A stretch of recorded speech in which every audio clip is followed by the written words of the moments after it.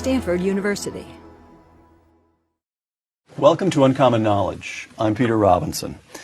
Before we begin, I want to let you know that you can follow us on Twitter now at twitter.com/uncommon knowledge. Send us your comments, links related to material we discuss, suggestions for upcoming guests. Uncommon Knowledge on Twitter. Today, Dr. Thomas Sowell is my guest. Thomas Sowell has taught economics, intellectual history, and social policy at institutions that include Cornell, UCLA, and Amherst. Now a senior fellow at the Hoover Institution, Dr. Sowell has published more than a dozen books, including his latest, The Housing Boom and Bust.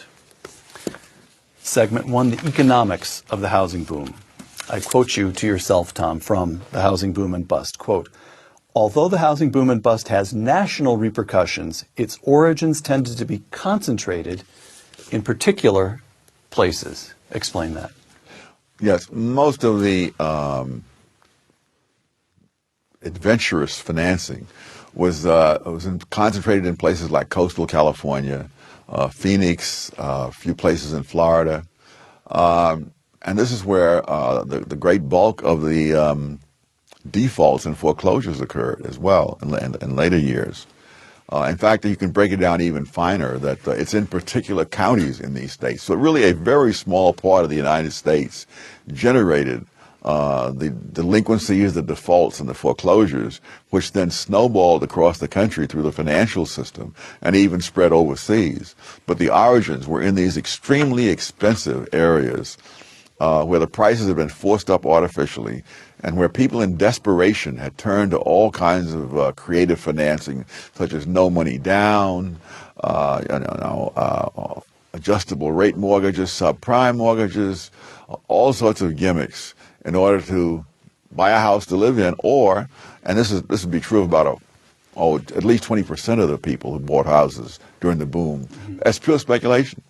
So that given lax lending standards, a speculator could come in and buy 4 or 5 expensive houses with a relatively small amount of money down, spruce them up, and sell them within a very short time. Tom, you mentioned the phrase you used there just a moment ago, that the prices in these small number of housing markets, the prices had been driven artificially high. Yes.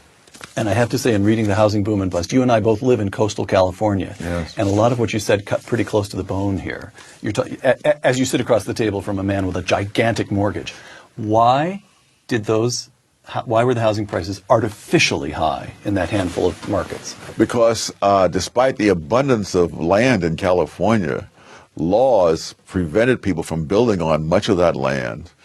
Made it prohibitively expensive on the rest of the land, so that the housing prices were shot up primarily because the land on which the houses were built were tremendously expensive. So the whole open space movement. Oh, yes. And I lived in one of those houses on the Stanford campus, and I remember, this shows how long ago it was. The house was $260,000. And I saw in my insurance that it was insured for only $60,000. So that's the cost of replacing the house. The other $200,000 was for the leasing of the land. I didn't even own the land. And so it's the land that is really the key to this whole thing. That same house, incidentally, I'm told now, has sold for over $1 million, even though it's less than 2,000 square feet. All right. I quote you again. Some of the least knowledgeable and least experienced home buyers were now financing their purchases with some of the newest and most complicated mortgages. Yes, because the whole notion was that you wanted to make housing affordable to people who otherwise couldn't buy, which meant low-income people, often people of limited education, people who had never bought a house before. And so they were presented with these complicated mortgages that often began with very low initial rates. So you'll pay $500 a month for this house, but in 6 more months you'll be paying $800, and then at the end of the year you'll be paying $1,200, and 2 years later you'll be paying $1,500. Well, not everybody may have understood all that, and when it started going up like that, the whole thing started to collapse. Now, you also write at the other end of the knowledge scale. You talk about purchasers. A lot of purchasers, unsophisticated, just didn't understand these complicated instruments. At the other end of the knowledge scale, sophisticated firms like Moody's and Standard & Poor's had only a very limited amount of hard data available to use when making ratings of stocks and bonds that were based on new and exotic mortgages. Yes. In other words, the rating companies had decades, even generations of data on what happens with regular 30-year fixed-rate mortgages with 20% down. Right. So they used that to try to guess what it would be like with these new exotic mortgages with all kinds of complications. Someone who once worked for Moody's described it as using a century's worth of data on weather in Antarctica to predict the weather in Hawaii.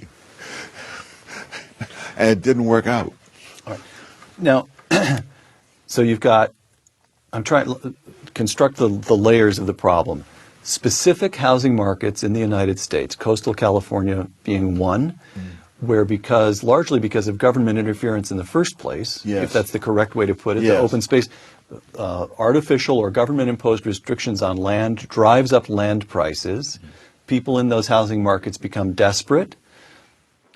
What step is next? Institutions begin lending to them newer and more creative kinds of loans, but there's a step here. Somebody's encouraging those institutions. Oh, absolutely. Not more than encouraging. The government required people by the 1990s to supply data on the people to whom they were lending, the race, the income, the communities in which the people were located. And if those numbers didn't suit the government, the banks could have great trouble getting government permission to do things that other businesses can do without government permission, but which the banks, being regulated, had to depend on approval from the Federal Reserve or from whomever else was involved. This brings us to segment 2, which is also the title of the second chapter in The Housing Boom and Bust, which is the politics of the housing boom. You just made an absolutely critical point. Banks have a closer relationship to government than many other sectors in the private economy because the banks are regulated by the government, and the banks can only make certain decisions if the government says yes. If one bank wants to merge with another bank, they can't just call up their lawyers and arrange it. They've got to go to the government regulators, and if the government regulators approve it, then they can do it. Otherwise, they can't. Fannie Mae and Freddie Mac, what are they and what role did they play? These are two government-sponsored enterprises which purchase mortgages from banks and other lenders. And so as these more risky mortgages come along, the banks don't hold on to those mortgages. In other words, the bank may lend to you or to me knowing that we are risky borrowers, but they sell the mortgage to Fannie Mae or Freddie Mac. They get their money right then and there. And it's up to Fannie Mae and Freddie Mac to collect on those mortgages over the next 30 years. So let me make sure I have the sequence right. Housing price is extremely high. Congress, among other entities, Congress places pressure on the banking system, the ordinary retail banking system, to make loans more and more affordable. Banks respond to this pressure by coming up with all kinds of creative instruments. They're given permission to so a retail bank sells a mortgage, and then the retail bank flips it to Fannie Mae and Freddie Mac, which essentially package huge numbers of these mortgages across the country. That's the correct sequence? Yes. When you called Fannie Mae and Freddie Mac government-sponsored enterprises, is that the term? Explain what that means. They have a special relationship with the government, right? The government created these organizations, and yet they are profit-making institutions. But the government is involved with them. It's a hybrid kind of institution, not completely private, not completely government. And the relevance of that is that investors have presupposed throughout the existence of these two entities that the government would be very hesitant to let them go down. Absolutely. More than that, they get certain privileges. They're not regulated as tightly as the ordinary banks would be, and so because of, they have, I believe, something like a $2 billion line of credit at the Treasury. I mean, we could all use a $2 billion line of credit with the Treasury, but not all of us somehow get it. And so they have these advantages over other mortgage buyers. And then what you say is the crucial thing, which is that investors will invest in these companies, relying on the fact that the government is not going to let them fail, whereas the government will let some banks fail. Right. Let's consider a few of the public officials involved here. Congressman Barney Frank of Massachusetts, speaking in 2003, quote, I would like to get Fannie and Freddie more deeply into helping low-income housing. Yes. I want to roll the dice a little bit more in this situation towards subsidized housing, close quote. What was Congressman Frank thinking? He was thinking of getting reelected. Because when you do favors for people, those people are more likely to contribute to your campaigns. They're more likely to vote for you if they're in your district. And so all of this is perfectly understandable from the standpoint of Congressman Barney Frank. So is his more recent statement that he wants the Fannie Mae and Freddie Mac to lower their lending standards for condos now. In other words, lowering the standards for housing was such a big success, he's now going to move on to the condos. Presumably he'll eventually get to the apartments. All right. The 43rd President of the United States, George W. Bush, you write, quote, President George W. Bush joined the push for more home ownership, close quote. Yes. How come? You'll have to ask him that. I know of no rational explanation. But his point was that he wanted more people to be able to own homes. This is the magic thing about politics. You set one goal and you don't worry about the repercussions. It's like Admiral Farragut saying, full steam ahead, damn the torpedoes. Right. And, of course, the torpedoes got us. But he wanted the federal government, particularly the Federal Housing Administration, to make loans so that people could buy a house without a down payment. He thought a down payment was just one of those fussy things that the market had come up with. You know, as so often happens. You're being very rough on him. This was the compassionate part of compassionate conservatism. He was trying to make the conservative free market position more palatable for voters as a whole, and this was one of the ways in which he did so. Was it politically understandable? It was political. Most disasters are politically understandable. All right. Alan Greenspan, chairman of the Federal Reserve Bank from 1987 to 2006. You quote him in The Housing Boom and Bust as saying during a television interview, this is Alan Greenspan, quote, while I was aware a lot of these practices, this lending, were going on, I had no notion of how significant they had become until very late. I really didn't get it until very late in 2005 and 2006. Should Greenspan have gotten it a lot earlier? A lot of other people got it a lot earlier. But on the other hand, I think as compared to members of Congress, he was way in advance. Because while he was warning Congress that there was problems down the road, especially with Fannie Mae and Freddie Mac, he was saying there's no immediate problem, but if this continues on to the end of the decade, which is where we're approaching right now, it's going to be a disaster. Now, Barney Frank, George W. Bush, Alan Greenspan, of those three, who was the worst actor? Oh, Barney Frank easily. Okay, and of those three, whom does the press still listen to? And Barney Frank. Thank you, Tom. Segment 3, the housing bust. In segment 1, you talked about how the House of Cards grew up, now how it collapsed. Thomas Sowell in The Housing Boom and Bust, quote, in just 1 year, home prices fell by 27% in San Diego, 28% in Los Angeles, and 31% in San Francisco. In Dallas, the home price decline was only 3%. Why that discrepancy? Oh, because Dallas wasn't part of the boom and it wasn't part of the bust. How come? And because in Dallas, they don't have the restrictions on building houses that we have in coastal California. Houston was very similar. Houston doesn't even have zoning laws. And so therefore, if people wanted more houses in Dallas or Houston, the builders just built more houses and the prices didn't rise. Supply is able to adjust to demand much more easily in those markets. All right. Tom Sowell again, quote, locally sharp declines in housing prices had national repercussions because the inflated values of houses in these places were accepted by national organizations like Fannie Mae and Freddie Mac and by Wall Street firms that bought such mortgages and then created and sold securities based on the inflated values of these mortgages, close quote. Okay. You can argue that the government messes things up by driving up housing prices in certain markets. You can argue that the government, largely in the person of Barney Frank, messes things up by encouraging Fannie Mae and Freddie Mac to make loans, to make a market in loans that shouldn't really have been made in the first place. But then you come to this third part of this sort of triad of absurdity, and what you get to is great big financial institutions with extremely well-paid individuals in a presumably pure free market, and they make mistakes as idiotic as anybody else. They're holding instruments they can't value. How come the market? In other words, I'm a disciple of Milton Friedman. I can understand it when the government messes up. It's much harder to understand when the free market messes up. Oh, well, for one thing, the rating companies who rate these bonds, the government restricted them to three. There were three rating agencies you had to use. And if you use those three agencies, then everything would be approved by the regulators. But if you wanted a Joe Smith and out in Silicon Valley, who has his own rating agency, says these mortgages aren't worth anything, he may be right, but you can't use him.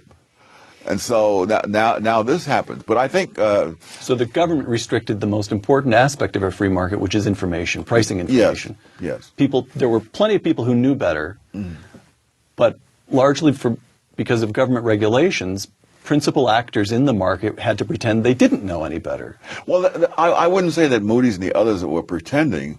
They really just didn't know. In other words, there was not enough data on these things. In other words, with conventional mortgages, you had data covering peace and war, prosperity and depression, and so forth, and you could follow these data back for decades, and you'd have some pretty good idea what different kinds of mortgages behave like over a period of time. There was no such record. And so they were going by guess and by golly. But because they had such a good reputation on the basis of their ratings of other kinds of securities, people just took them at their word. And they could have been more cautious. Right. They should have been more cautious. So I guess here's what I'm trying to say is, at a number of places in the sequence of events that leads to the housing bust, it is very clear to see the hand of government, in effect, messing things up. Yes. Distorting price signals, making it impossible for the market to respond as it otherwise would have. Got it. At one end of it, though, and that's the Wall Street end, it's much harder to see direct government interference. And so do you want to argue that that's just one instance of one of those bubbles, one of those manias that takes place even in free markets? Oh, there's no question. There's no question about that. No question. Okay, so it is not the burden of your argument that markets work almost flawlessly if only the government would get out of the way. In this case, we have an example where even markets, human institutions as they are, messed up, right? Absolutely. Okay. But there's also the case that the original problem went back to the mortgages. Right. So long as people paid their mortgages, all was well. But when you start lending to people who aren't likely to repay the mortgages, then downstream, the question is, are there any correctives down there? And the answer is there wasn't. Right. In March 2008, Bush's Treasury Secretary, Hank Paulson, intervened to prevent Bear Stearns, we're at Wall Street now, one of the gigantic financial institutions, from collapsing altogether. He arranges a sale, not quite a forced sale, but a fire sale, let's call it, to J.P. Morgan. So the institution, the accounts remain they remain alive. In September 2008, Paulson refuses to arrange any such sale for Lehman Brothers, permitting Lehman Brothers to declare bankruptcy. Which of those two steps was correct? Wow. I'd have to know an awful lot more about the intricacies of those particular firms to say. But what is quite clear is that it left in the hands of the government the ability to pick winners and losers. And that is a very dangerous power, not only in terms of the economic decisions that can be made, but also in terms of people being able to throw their weight around in ways that the Constitution never authorized them to do. Segment 4, the New Deal ideal. You argue in The Housing Boom and Bust that a lot of the thinking that implicitly and in times explicitly underlies the Obama administration's approach to the current economic crisis arises from Franklin Roosevelt's New Deal. And I quote you, the advocates of Obama's policies, quote, cite Franklin Roosevelt's New Deal as a model, close quote. Why? What is it about the New Deal that permits people to cite it as a model with a straight face 8 decades after it was enacted? Because of the widespread belief that it was the New Deal which saved the country and got us out of the Depression. You mean it wasn't? In politics, what matters is not what the facts are. What matters is what people believe, because people vote on the basis of what they believe and not on the basis of what the facts are. All right. This is, in my judgment, this is critical. This is one of the most important aspects of this marvelous book, The Housing Boom and Bust. You write, Tom, quote, "The larger question that remains as relevant as ever, 8 decades after the enactment of the New Deal, was it the failure of the free market that led to the massive unemployment which persisted throughout the 1930s, or was the Great Depression prolonged by the government interventions that were intended to shorten it?" Close quote. And your analysis is as follows. Well, there are a lot of ways of going at this. One is to look at the sequence of events, and we can look at this sequence.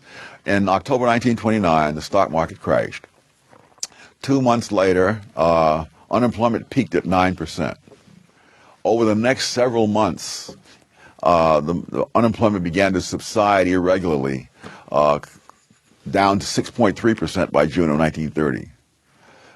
So 8 months after the stock market crash, we have not yet hit double digits in unemployment.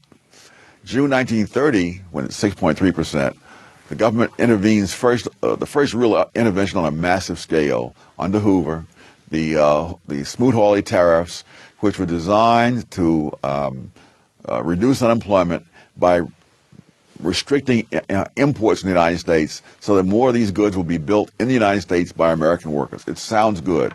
1,000 economists from the leading universities around the country signed a public appeal to Congress and the President not to pass this bill, that it would not do what they said it would do. It would not reduce unemployment. It would, in fact, lead to retaliation that would make it harder for Americans to sell their goods in other countries. As often happens, no one paid the slightest attention.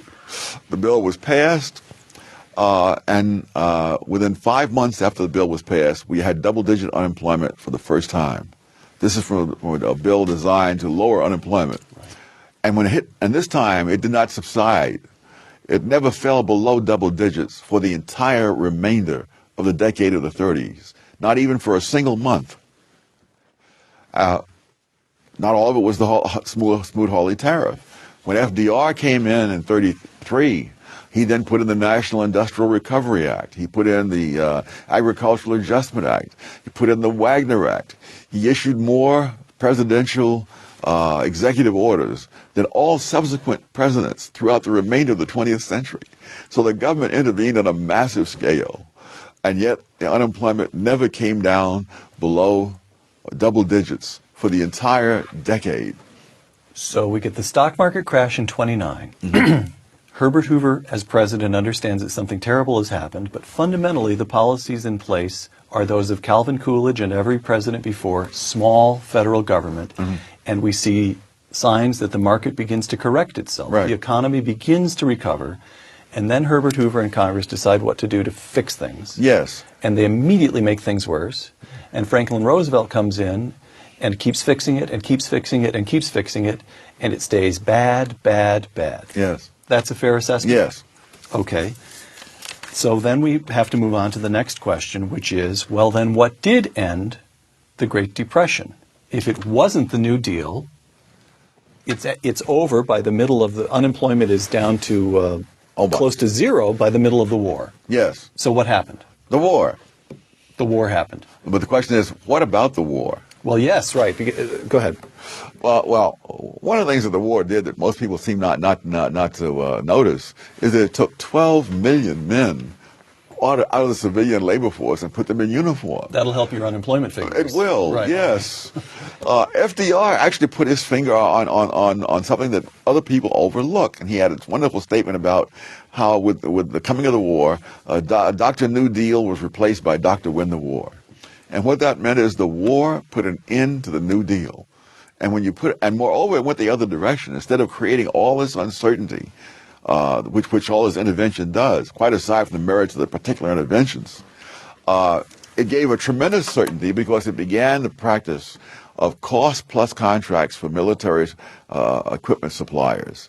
And so if you signed a contract with the government for $1 million, you were guaranteed you'd get your $1 million back, plus whatever profit they allowed in the contract. So before, you see, because of all the anti-business rhetoric, you never, once you start intervening, it's not just a question of the merit of the particular intervention. It's the fact that nobody knows when you're going to intervene again. And that's true now. That, you know, this whole thing about, no one said that you could fire the head of General Motors by giving them this money, but once they decided they're going to do it, they can do it. And so nobody knows what's going to happen next. Segment 5, what Obama is up to. Having demolished the New Deal, we now turn to President Obama. Thomas Sowell, quote, shortly before the Obama administration took office, the man who would become President Obama's chief of staff, Rahm Emanuel, said, quote, you never want a serious crisis to go to waste, close quote. Why do you find that significant? Because it means that the crisis is presenting them with an opportunity to do things they wouldn't be able to do otherwise. And that's how he sees it. And everything that has happened since the new administration indicates that that's how the administration as a whole sees it. So the crisis is providing an opportunity for President Obama and his supporters to do what they would have liked to do, yes, but would otherwise have been unable to do. Just as in the case of the New Deal, that the New Dealers, most of the key people in the New Deal, were for big government intervention long before there was a stock market crash. It's just that the stock market crash gave them an opportunity to step in. It's another parallel is that people are talking about all these highly intelligent people with whom the president has surrounded himself. In Washington, FDR surrounded himself with highly intelligent people. That is no guarantee of anything, except brilliant rationalizations for failure in some cases. All right. Let me push back a little bit, Tom. When President Obama took office, the financial system appeared close to collapse. Serious economists, including our colleague at the Hoover Institution, Robert Barrow, wrote that there was a significant chance of not just recession, but depression. And today we've got a financial system that's functioning. Housing prices are settling rather than crashing. And there seems to be a general consensus that we'll see a recovery within a year to 18 months. So why not take President Obama at his word and simply impute to him the motives that he claims? He came into office, passed a stimulus bill and a raft of other measures because of the financial crisis demanded that he do so, and it seems to have worked. Well, I'm not as optimistic in predicting how things are going to be wonderful in a couple of years, but we'll know more in a couple of years. If you look at the stimulus package, the one thing it has not done is stimulate. Prior to the bailout money for the banks were lending a certain amount. After the bailout money, the banks were lending less. The stimulus means that he's not depending just on the government's own money being spent, producing the result, that this will stimulate others in the economy. It is not. The circulation of money, the speed with which money circulates in the economy, fell to the lowest level in 50 years. It fell during after the stimulus. Yes. Business reduced its investment by something like 25 or more %. So that if you're looking in terms of what actually happens rather than the words that are used, what actually has happened shows no such stimulation as they're talking about. Let me mention a few administration economic proposals, all couched in terms of controlling costs and spurring growth, all linked in one way or another to the economic crisis that was started during the housing bust. You tell me what you believe the American people should understand about each. We've talked about the stimulus. You made it clear you don't believe it's stimulative at all. The cap and trade global warming bill that just passed the House in late June and now moves to the Senate. The New York Times says the legislation, quote, falls far short of what many European governments and environmentalists have said is needed to avert the, don't make me laugh, Tom, to avert the worst effects of global warming, close quote. What does Tom Sowell have to say about this cap and trade legislation? It's a wonderful way to raise money. Without saying that you're taxing people.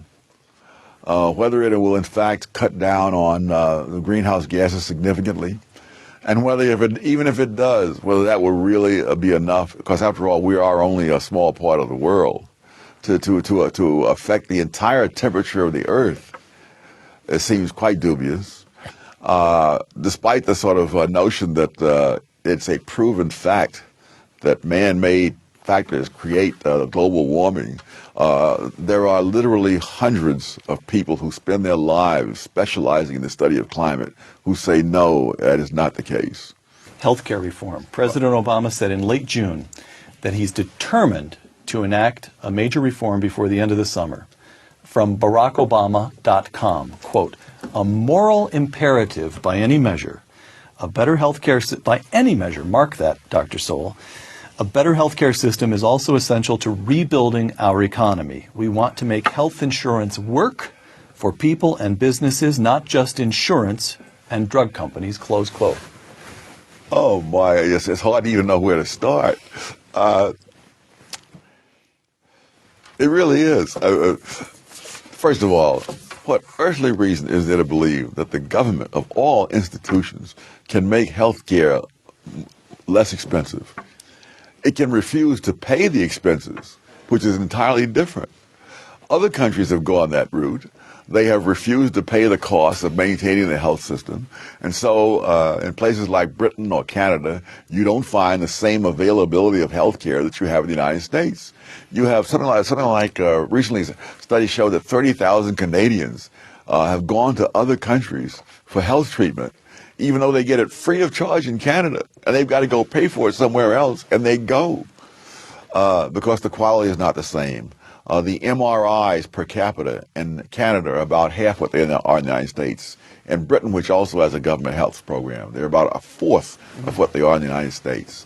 If you're talking about going in for surgery, I don't have the exact figures right in front of me, but something like a fourth of the people in Canada wait 6 months or more for surgery. In Britain, it's a higher percentage. In the United States, only 5% wait that long. In Canada, you wait 10 weeks for an MRI to find out what's wrong with you. Now, a lot of things can happen in 10 weeks, and many of them are very bad. So if you want something cheaper, you can always get something cheaper. It's just that you're not going to get the same quality.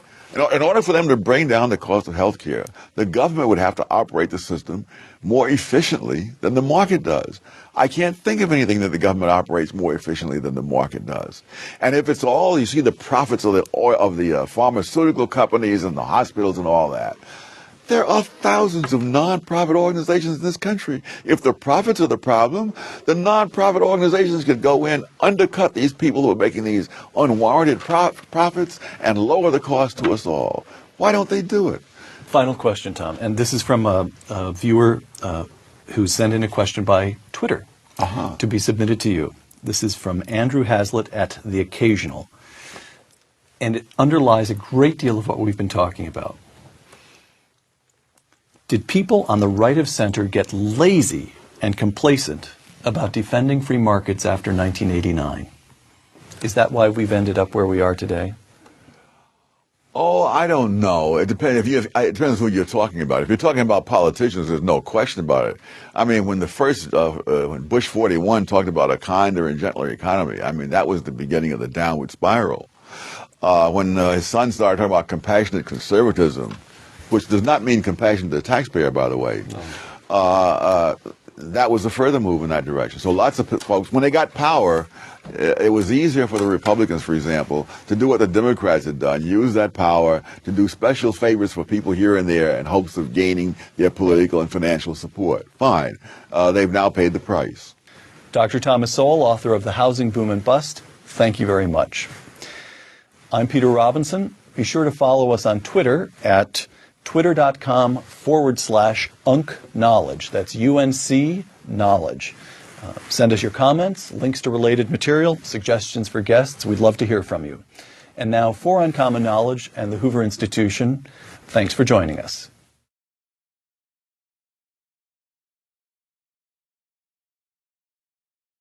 For more, please visit us at stanford.edu.